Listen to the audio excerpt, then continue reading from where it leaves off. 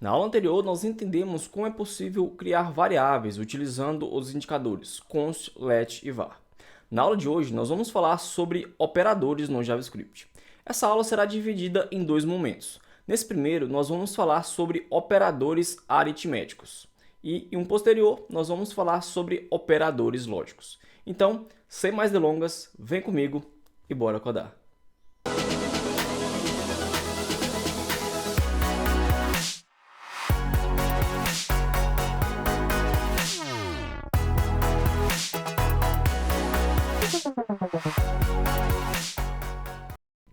Muito bem, pessoal, já com o VS Code aqui aberto, nós vamos criar um outro arquivo que eu vou chamar de operadores.js. Então, nós vamos começar falando sobre o operador de adição. Operador de adição barra concatenação, que é representado aí, né, pelo nosso símbolo de mais, que nós utilizamos no dia a dia. Então, para começar, eu vou criar aqui uma variável que eu vou chamar de resultado. Eu vou atribuir a ela o resultado de uma operação de adição, que seria, por exemplo, somar o número 5 com um outro número, que pode ser também um número 5.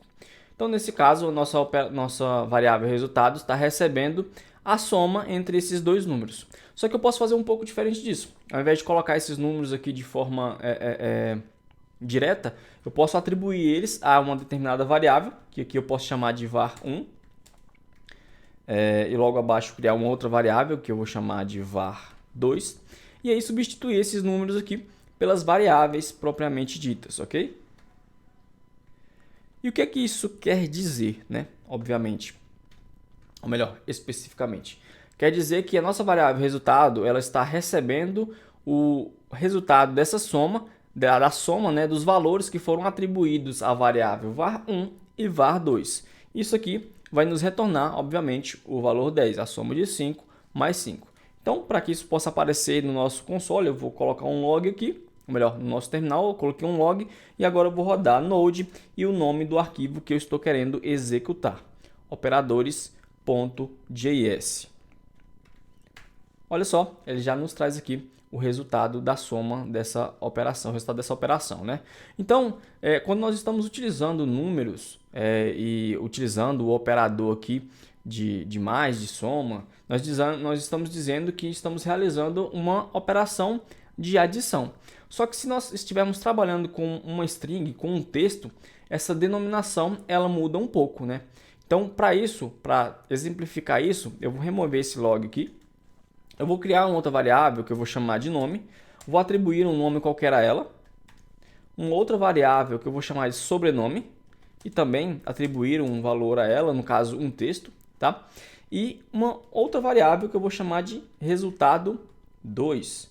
E aí eu vou realizar essa operação com o indicador de mais. Só que aqui, ao contrário de um número que eu diria que estaria realizando uma operação de adição, quando estamos trabalhando com strings, com textos, nós dizemos que estamos realizando uma operação de concatenação.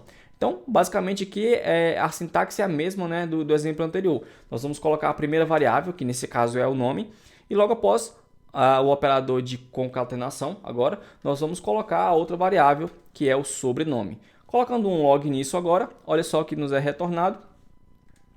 É retornado que a variável resultado 2 tem agora as duas variáveis anteriores, né, o valor delas concatenado, formando aqui o nome Júnior Oliveira. Só que a gente tem um problema, porque essas duas variáveis foram concatenadas, mas elas estão grudadas uma na outra.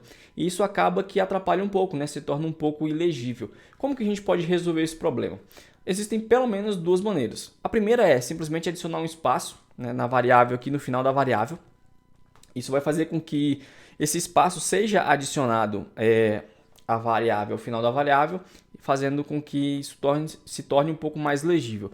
Só que aqui não é tão recomendável resolvermos o problema dessa maneira, justamente porque adicionando esse espaço aqui, nós estamos incrementando um espaço desnecessário ao final de uma variável, né? Consequentemente, alterando o tamanho dessa variável. Isso pode ocasionar um determinado problema se lá na frente nós formos utilizar essa variável para fazer alguma validação e não levarmos isso em consideração.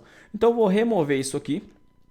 E para corrigir isso de uma outra maneira, eu vou fazer a concatenação dessas duas variáveis, a variável nome e a variável sobrenome, com um espaço vazio. E para isso, eu faço o seguinte, eu adiciono uma aspas simples ou dupla, tanto faz, só que aqui no meio eu coloco um espaço e logo após eu realizo novamente a concatenação com a variável que está imediatamente após ao meu espaço, ok? Então eu vou salvar aqui, vou limpar o meu terminal, reparem que eu removi aqui, tá, o espaço no final da variável que eu havia adicionado.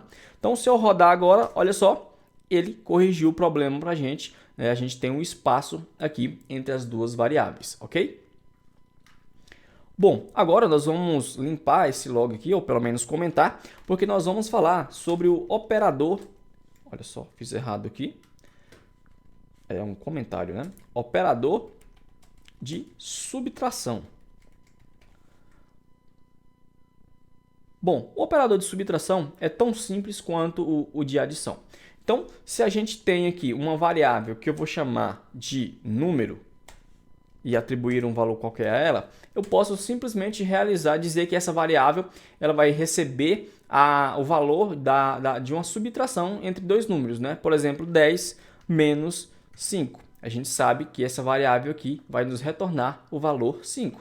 Então, vou colocar isso aqui, salvar, rodar novamente e olha só, temos o valor 5. Então, o operador de subtração ele é basicamente utilizado dessa maneira, mas ele também pode ser utilizado como nós fizemos no primeiro exemplo, né? Atribuindo dois valores a variáveis distintas e fazendo com que uma terceira variável receba o resultado dessa operação de subtração. Nós temos ainda a utilização de pelo menos mais dois operadores aritméticos, que seria o operador de multiplicação e divisão. Para esses dois operadores, nós vamos criar uma outra variável que eu vou chamar de multiplicação.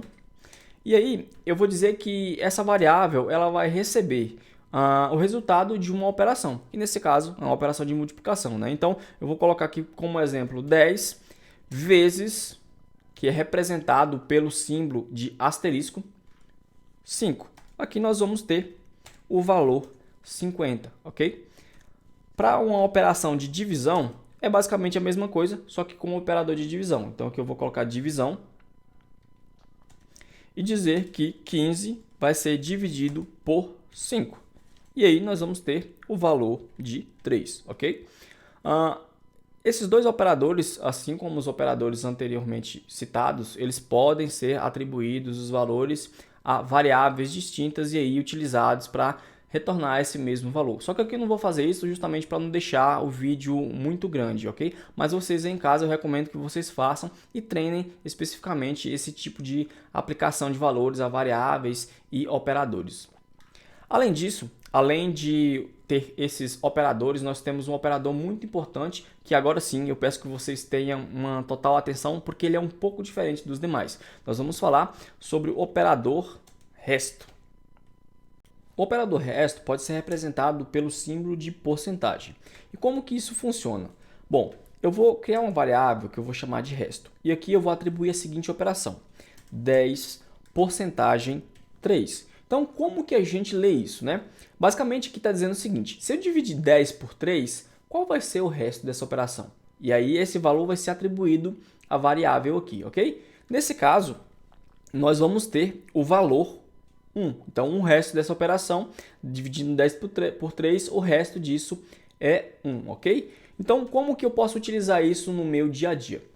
Basicamente, existem várias aplicações para esse operador, mas algo muito comum que nós utilizamos é para tentar identificar se um número ele é par ou se ele é ímpar. E como que eu posso fazer isso? Bom, aqui eu vou criar uma estrutura condicional e eu vou criar primeiro o código e eu vou explicar para vocês o que esse código está fazendo, ok? Afinal, nós nunca falamos sobre estrutura condicional aqui. Então, eu vou criar aqui e já eu volto com vocês explicando exatamente o que está acontecendo, ok?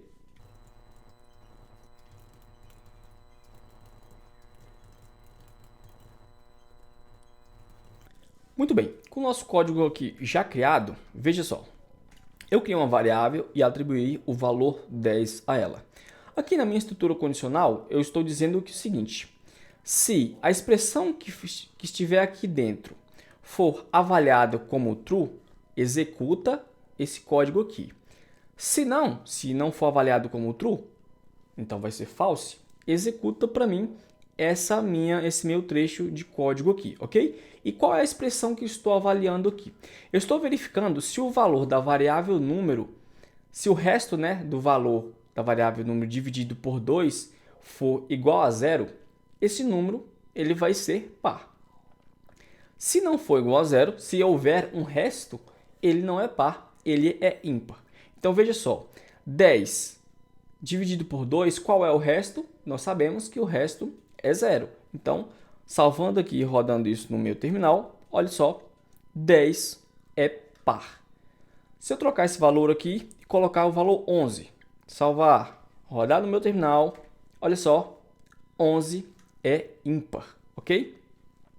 Mas por que ele consegue determinar, né, se um número é ímpar ou se um número é par? Veja só, se eu tiver o valor 10 aqui, nós sabemos que 10 dividido por 2 vai dar 5, né? Então 5 mais 5 vai fechar exatamente no valor 10, a gente não vai ter nenhum resto aí. Então esse valor ele é par. Já no caso do 11, se a gente dividir 11 por 2, o resto vai ser 1, vai sobrar 1. Então, esse número não é par, esse número é ímpar, ok? Então, é basicamente para isso que serve o operador resto, para tentar identificar se um número é ímpar ou se ele é par. Como eu disse anteriormente, existem várias outras aplicabilidades desse operador, mas nós comumente utilizamos ele para essa finalidade.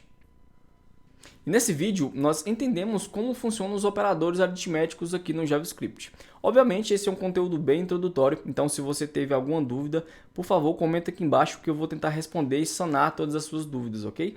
E se de alguma forma esse vídeo foi útil para você, deixa aquele like, se inscreve no canal, ative o sininho para você não perder nenhuma novidade e até a próxima!